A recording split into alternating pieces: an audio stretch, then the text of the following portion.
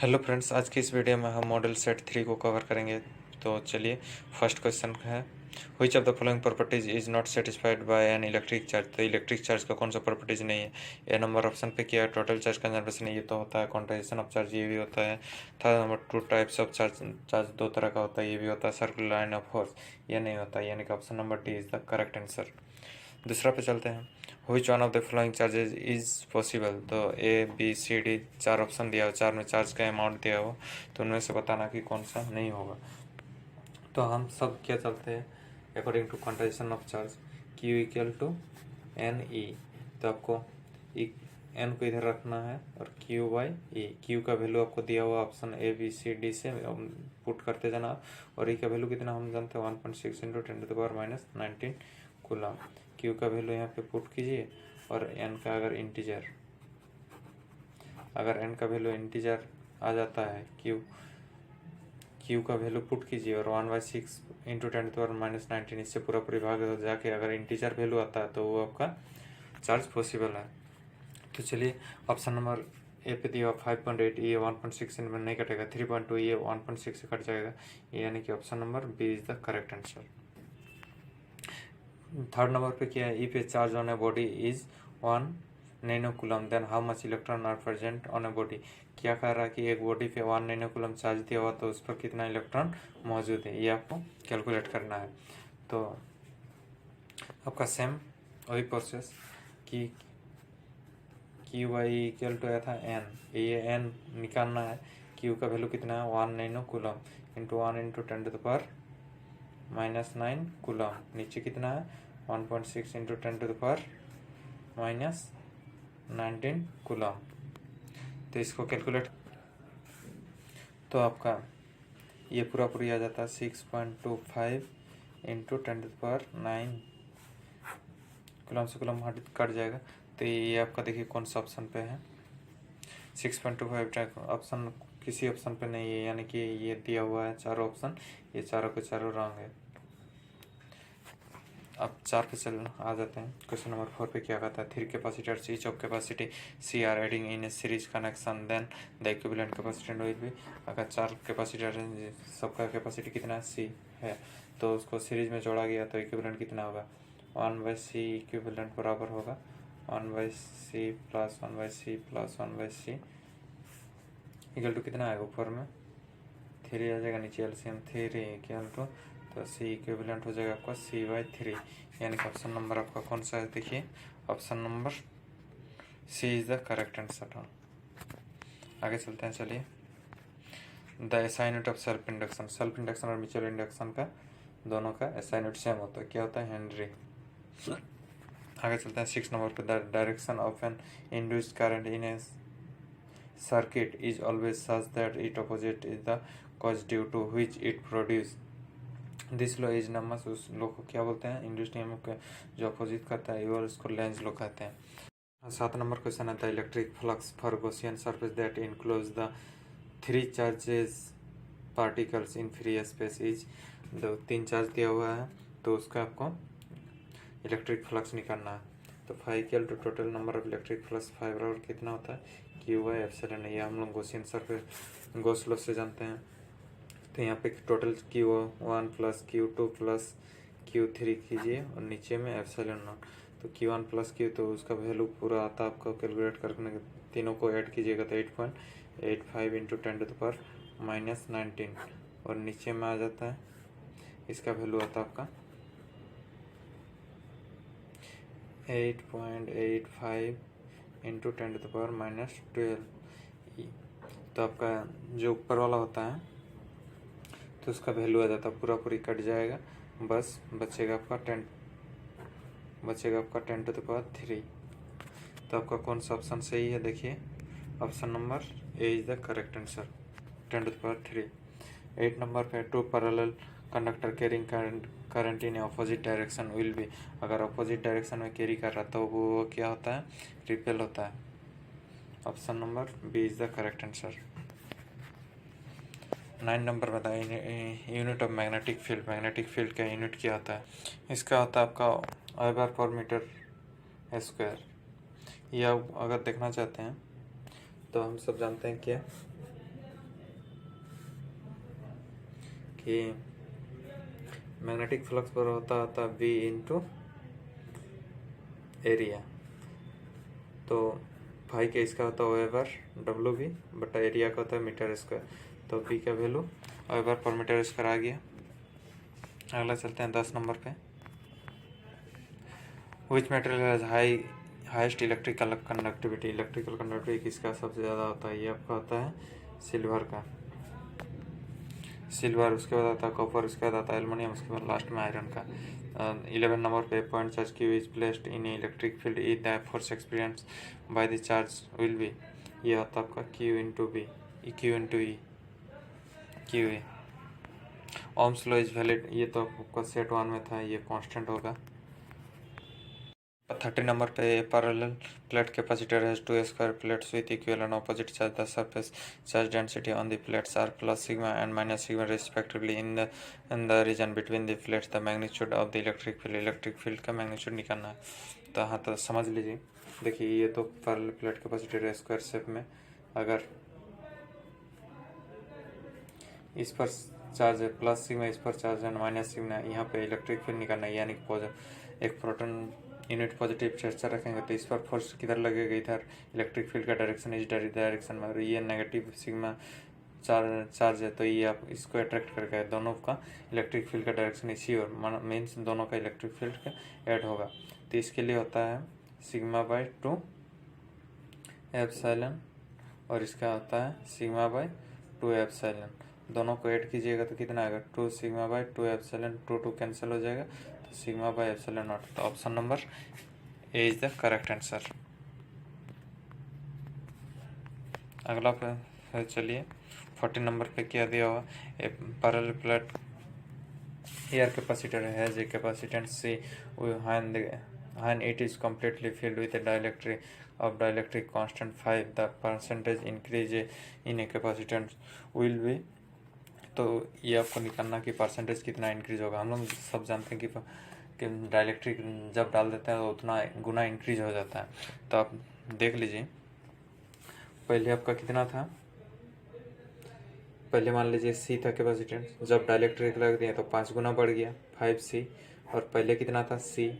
तो यही होता है चेंज इन कैपेसिटेंस बाय जो पहले कैपेसिटेंस था। तो चेंज कितना बाद में 5C हुआ, इंक्रीज हुआ।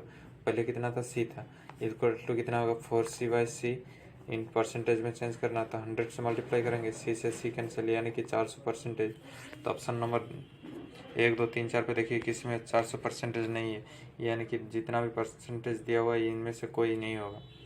चलिए 50 नंबर क्वेश्चन पे आते हैं। The flux link with a coil at an instant time कितना दिया? T दिया is given by phi equal to, phi का वैल्यू दिया है the induced EMF at a time T equal to 3 second, यानी कि T इक्वल टू 3 सेकेंड पर आपको इंड्यूस्ड EMF निकालना है। तो हम सब क्या जानते हैं? इस रिलेशन से जानते हैं equal to minus d∅dt। Phi का वैल्यू पुट कर दीजिए यहाँ पे। फाई का वैल्यू आपका दिया हुआ है -d10t² -50t plus 250 divided by dt। फिर आपका आ जाएगा, इसको डिफरेंशिएट करते हैं, -20t -50 एट कितना बोला? T equal to 3 second. तो T की जगह 3 पुट करते हैं तो ये आ गया आपको -60। अच्छा सॉरी, ये -60 माइनस प्लस आएगा, तो ये आ जाएगा आपका +50 इक्वल टू -10 वोल्ट। ये आपका यूनिट होता है वोल्ट, ये आपका आ गया -10 वोल्ट। तो आपका देखते हैं कौन सा ऑप्शन सही है। तो option number B is the correct answer. आगे चलते हैं 16 नंबर क्वेश्चन पे। The Kirchhoff first law summation of I equal to 0 and the second law summation of I are equal to summation of E how the symbols have their usually meanings are respectively based on। ये Kirchhoff का first law किसके ऊपर based होता है? Law conservation of charge, second law conservation of energy, यानी कि option number D is the correct answer, conservation of charge, conservation of energy. 70 number पे है the specific resistance of a rod of copper है as compare to that of thin wire of copper is. देखिए किसी भी में पदार्थ के specific resistance उसके कंपोजिशन के ऊपर डिपेंड करता है और टेम्परेचर के ऊपर, ना कि उसके शेप साइज के ऊपर, यानी कि आपका सेम रहेगा। Option number C is the correct answer. ये सेट 1-2 में था, इसी से रिलेटेड। 18 नंबर क्वेश्चन है the magnetic needle free to rotate in a vertical plane orients itself vertically at a certain place on the earth। what are the values of angle of dip at this place? उस place पर angle of dip कितना होगा जब vertical होगा? तो उस plane पर होगा 90 degree. Option number A is the correct answer. 19 number पे क्वेश्चन पाते हैं the earth behave as a magnet with magnetic field pointing approximate the, ये किसकी ओर जैसा बिहेव करता है? South to north. Option number B is the correct answer. 20 number question पे है the strength of earth magnetic field. Earth का magnetic field का स्ट्रेंथ क्या होता है? वेरी फ्रॉम प्लेस, ये हर स्थान के ऊपर साथ साथ वेरी करता है। D number is the correct answer. 21 number पे the energy store per unit volume between two plates of a parallel plate capacitor. Two parallel plate capacitor के पर यूनिट वॉल्यूम पे एनर्जी कितना स्टोर होता है? 1/2 epsilon naught E square, यानी कि option number D is the correct answer. 22 ये सब direct है। 22 number the ratio between total intensity of magnetic field at equatorial to पोल। देखिए पोल और इक्वेटोरियल जो मैग्नेटिक फील्ड का इंटेंसिटी वो हर जगह सेम रहता है, तो अगर उसका रेशियो निकालिएगा तो 1:1 ही आएगा। स्ट्रेंथ वेरी करता है, यानी इंटेंसिटी दो जगह, टोटल इंटेंसिटी अगर निकालिएगा तो ऐड होगा, तो यानी कि स्ट्रेंथ सेम ही रहता है।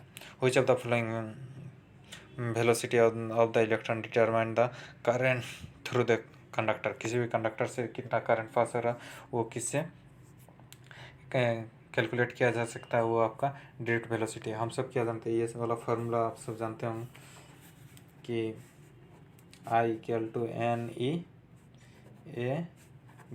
Drift velocity. वो किसका? नंबर ऑफ इलेक्ट्रॉन्स और चार्ज के ऊपर, एरिया के ऊपर और ड्रिफ्ट वेलोसिटी की, यानी कि I डायरेक्टली प्रोपोर्शनल किसके है? ड्रिफ्ट वेलोसिटी के है। तो option number A is the correct answer.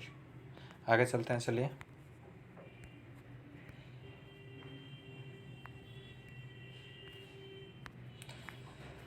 Uh, 24 number questions। copper and germanium are cooled from 50 degrees Celsius and room temperature 20 degree Celsius। the resistance will be।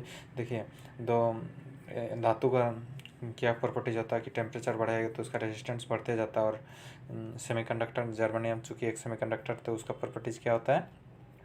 आपका temperature बढ़ाने के साथ साथ घटता है, तो उसका अपोजिट हो रहा है। यहाँ पे क्या कर रहा है? ठंडा कर रहा है, तो कॉपर का घटेगा, वो धातु है, और सेमीकंडक्टर इसका बढ़ेगा। तो option number D is the correct answer. Copper का डिक्रीज होगा, जर्मेनियम का इंक्रीज होगा। 25 नंबर क्वेश्चन पे ये देखिए figure shows the current in parts of electrical circuit, then current I is equal to, current I निकालना है, ये वाला आपको करंट निकालना कि कितना होगा। तो चलिए देखते हैं। आपका इधर से आया 2 एम्पियर, इधर से 2 एम्पियर, टोटल यहाँ कितना हुआ? 4 एम्पियर। फिर इधर गया 1 एम्पियर, इधर कितना आया? 3 एम्पियर। 3 एम्पियर से इधर गया 1.3, तो इधर आएगा कितना? 1.7 एम्पियर। तो ऑप्शन नंबर कौन सा है? ऑप्शन नंबर 1 पे ये देखिए 1.7 एम्पियर। अगला 26 नंबर पे a current carrying power line carrier current from west to east, west से ईस्ट की ओर जा रहा करंट पे। What is the direction of magnetic field 1 metre above it, उसके 1 मीटर ऊपर क्या होगा? देखिए वेस्ट टू ईस्ट अगर जा रहा, तो अगर इस पर राइट हैंड स्क्रू रूल, यानी कि राइट हैंड को राइट हैंड का थंब फिंगर को इस डायरेक्शन में रखिए और फोल्ड कीजिए आपका बाकी फिंगर्स को, तो आपका आ जाएगा इस डायरेक्शन में मूव करेगा, तो यानी कि नॉर्थ से साउथ होगा। तो आपका option number A is the correct answer. आगे चलते हैं। 27 number magnetic field due to toroidal solenoidal is independent of जो टॉरॉयडल सोलेनॉइड है उसके मैग्नेटिक फील्ड किसके ऊपर डिपेंड करता है।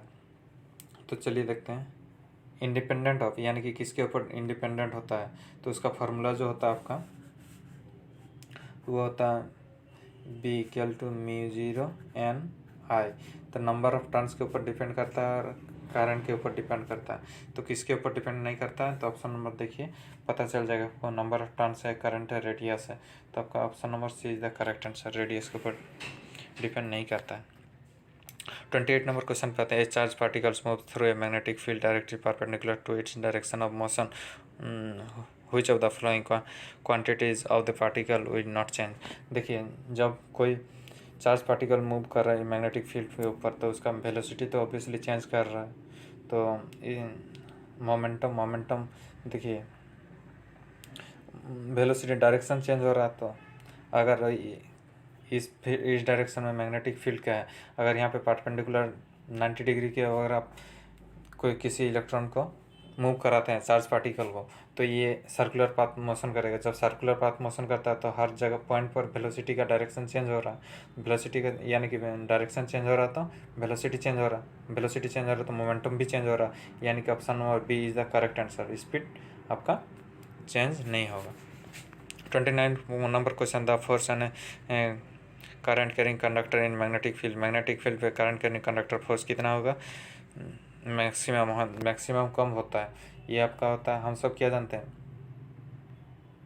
हम सब जानते हैं कि F equal to I D L cross B, और क्रॉस में आता है आपका साइन थीटा। तो साइन थीटा का वैल्यू की मैक्सिमम किस में होता है, 90 डिग्री पे। तो option number C is the correct answer. आगे पे आते हैं 30 नंबर क्वेश्चन पे। Two thing long parallel wire separated by distance D carrying a current of I ampere in the same direction. एक ही डायरेक्शन में, तो वो क्या होगा, एक ही डायरेक्शन मतलब अट्रैक्ट होगा और उस किसके बराबर होता है आपका mu zero I square by 2π/d। Option number A is the correct answer. यहाँ आपका छांट के पढ़ना है कि रिपल्सन तो नहीं होता है, अट्रैक्शन, यही दो में से होगा। तो option number A is the correct answer. ये फार्मूला डायरेक्ट आपको याद रखना है। आपका 31 नंबर क्वेश्चन पे आते हैं। The magnetic line of force inside a bar magnet के inside of magnetic line of force कैसा होता है। चलिए देखते हैं। अगर ये आपका बार मैग्नेट है, इधर नॉर्थ पोल इधर साउथ पोल, तो नॉर्थ से निकलता साउथ में जाता है, तो इनसाइड बोला है यानी कि अंदर से इधर साउथ से नॉर्थ आएगा। तो ऑप्शन नंबर कौन सा है, देखिए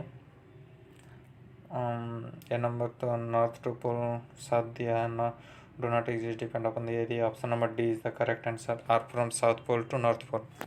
32 क्वेश्चन पे आते हैं। चलिए, current from A to B in the state wire, A से जा रहा बी की ओर और off increasing the direction of in induced current in loop में इंड्यूस्ड करंट किस डायरेक्शन में, इधर से इधर जा रहा, तब राइट हैंड थंब रूल को अप्लाई कीजिए। तो आपका जो करंट होगा वो बाहर से बाहर की ओर निकलेगा, यानी कि अंदर से बाहर की ओर। तो इंड्यूस्ड ईएमएफ क्या होता है, उस करंट मैग्नेटिक फील्ड को अपोज करेगा। तो अपोज करने के लिए उसको अंदर की तरफ जाना होगा, यानी कि बाहर से अंदर की तरफ, और बाहर से अंदर की तरफ जब जाएगा जब उस पर का ये लू जो करंट होगा अपोजिट डायरेक्शन में फ्लो करेगा, तो आपका इस डायरेक्शन में फ्लो करेगा। इस लूप है, अंदर की ओर जाने के लिए क्या करना होगा, इसको इस डायरेक्शन में करंट फ्लो करना होगा, तब उसका मैग्नेटिक फील्ड का डायरेक्शन इनसाइड होगा। तो option number is the correct answer, clockwise. 33 number पे आते हैं। If number of turns in a primary and secondary coil is increases, जब सेकेंडरी और प्राइमरी कॉइल में नंबर ऑफ टर्न्स बढ़ा दिया जाता है, तब then the 2 times each the mutual induction पर के ऊपर क्या प्रभाव पड़ता है। हम सब फार्मूला में क्या जानते हैं, M equal to mu zero n1 into n2। अच्छा चलिए कॉपी में कर देता हूँ। हम सब क्या जानते हैं, m equal to mu zero n1 n2 a। तो n1 और n2 दोनों का टर्म्स को क्या कर रहा है, डबल कर दे रहा है, यानी कि 2 इंटू 2 यानी कि 4 म्यू जीरो n1 n2 ए, यानी कि 4 गुना बढ़ जाएगा। तो आप देखिए ऑप्शन नंबर कौन सा सही है, 4 गुना बढ़ जाएगा। Option number A is the correct answer, 4 गुना हो जाता है।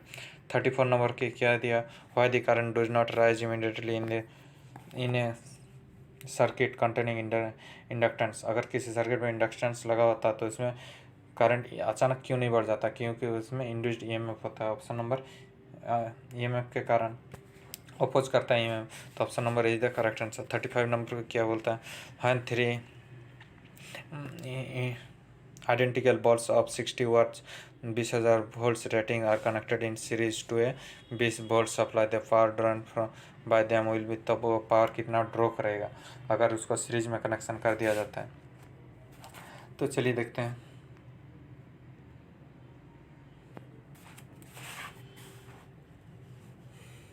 देखिए P इक्वल टू क्या होता है हमारा, V²/R।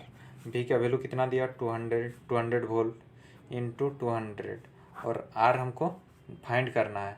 पावर कितना ड्रॉ कर रहा है, 60 वाट, यही है ना। रेट कितना दिया, 60 वाट दिया हुआ आपका। तो पावर का वैल्यू आ गया 60 watt equal to 200 into 200 divided by question mark.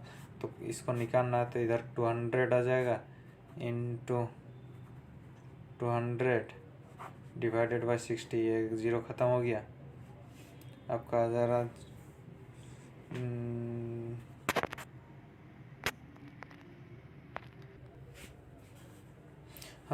चलिए, हम सब का कितना आया था ये आपका, हम सब क्या जानते हैं, P/V²/R, यही ना। तो आपका आ गया P दिया आपका 60 watt equal to V² 200 into 200 divided by R निकालना है।